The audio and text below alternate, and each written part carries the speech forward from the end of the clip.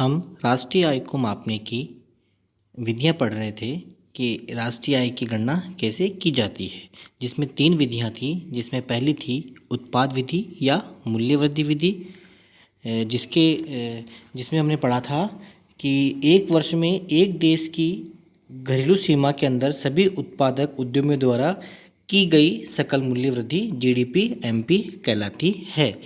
इसमें आपको जो इकोनॉमिक सर्वे है उसमें आपको GVA gross value added MP मिलेगा। उसका मतलब भी यही है कि जो अर्थव्यवस्था के विभिन्न क्षेत्र जो है वो एक लेखा वर्ष में जो सकल मूल्य वृद्धि की है उन सब के योग को GVA gross value added MP कहते हैं। फिर दूसरी विधि थी आय विधि। आय विधि के अंतर्गत एक लेखा वर्ष के दौरान उत्पादन के कारकों के स्वामियों को उनकी सेवाओं के बदले किए गए भुगतान के योग के रूप में राष्ट्रीय आय को मापा जाता था। अब है तीसरी विधि जिसका नाम है व्यय विधि, एक्सपेंडिचर मेथड।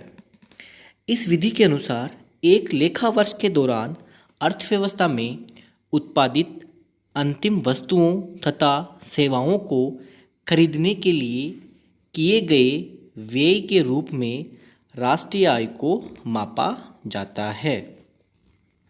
क्योंकि अंतिम व्यय में उपभोग तथा निवेश सम्मिलित होता है, इस कारण इसे उपभोग तथा निवेश विधि भी कहते हैं।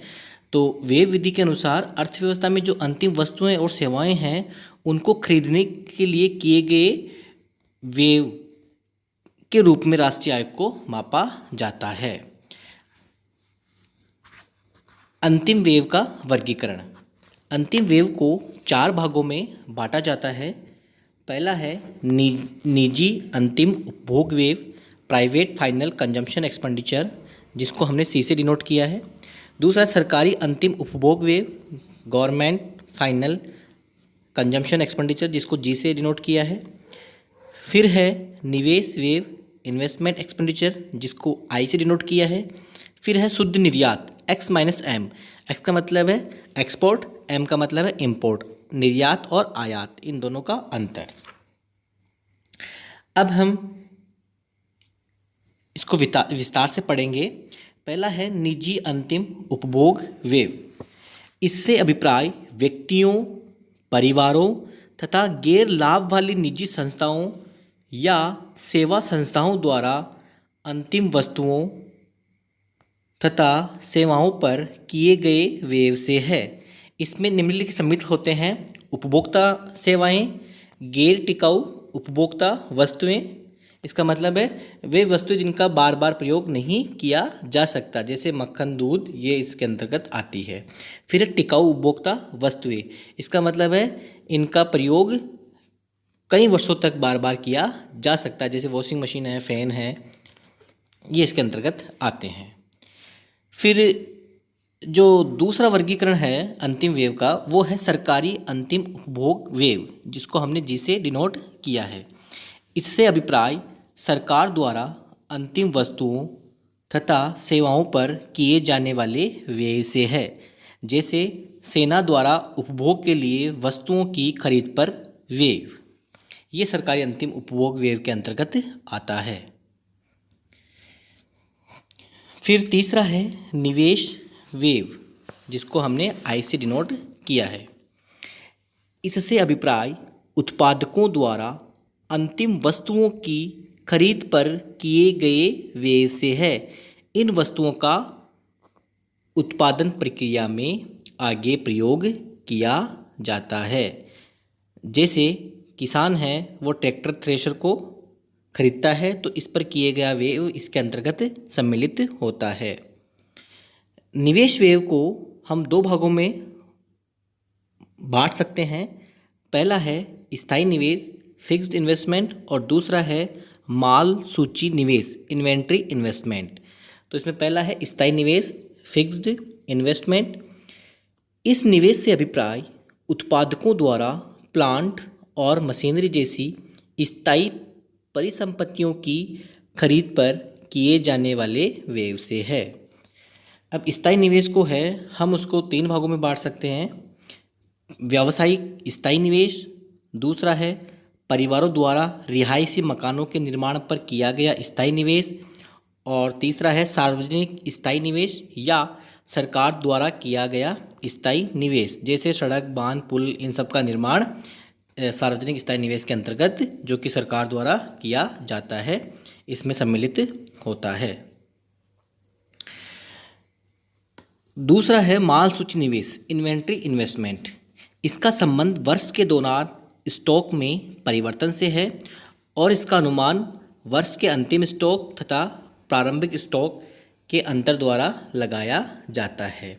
मतलब अंतिम स्टॉक और जो प्रारंभिक स्टॉक है, इन दोनों का अंतर माल सूची निवेश कहलाता है। जो स्टॉक है उसमें हम निर्मित वस्तुओं का स्टॉक, अर्धनिर्मित वस्तुओं का स्टॉक और कच्चे माल का स्टॉक, इसको हम इसके अंतर्गत सम्मिलित करते हैं। फिर चौथा है शुद्ध निर्यात, net export, X minus M. X का मतलब है एक्सपोर्ट निर्यात और एम का मतलब है इंपोर्ट आयात। निर्यात से तात्पर्य है कि देश की घरेलू सीमा में उत्पादित अंतिम वस्तुओं तथा सेवाओं पर विदेशियों द्वारा किए जाने वाले व्यय से है, जबकि आयात से तात्पर्य है कि जो विदेशों में उत्पादित वस्तुएं तथा सेवाएं हैं उस पर देश के लोगों द्वारा किए जाने वाले व्यय से है। तो शुद्ध निर्यात है, शुद्ध निर्यातों से अभिप्राय एक लेखा वर्ष में किसी देश द्वारा शेष विश्व को किए गए निर्यात तथा शेष विश्व से किए गए आयात के अंतर से है। एक्स माइनस एम, ये शुद्ध निर्यात कहलाता है, निर्यात और आयात का अंतर। तो इस प्रकार जो अंतिम व्यय है उसका वर्गीकरण हमने 4 भागों में किया था। पहला था निजी अंतिम उपभोग व्यय, जिसको हमने सी से डिनोट किया था, और दूसरा था सरकारी अंतिम उपभोग व्यय, जिसको हमने जी से डिनोट किया था, और तीसरा था निवेश व्यय, जिसको हमने आई से डिनोट किया था, और चौथा था शुद्ध निर्यात, एक्स माइनस एम, इससे हमने इसको डिनोट किया था। तो इस प्रकार एक लेखा वर्ष में घरेलू सीमा में उत्पादित वस्तुओं और सेवाओं पर हुए व्यय के कुल जोड़ को बाजार कीमत पर सकल घरेलू उत्पाद कहा जाता है।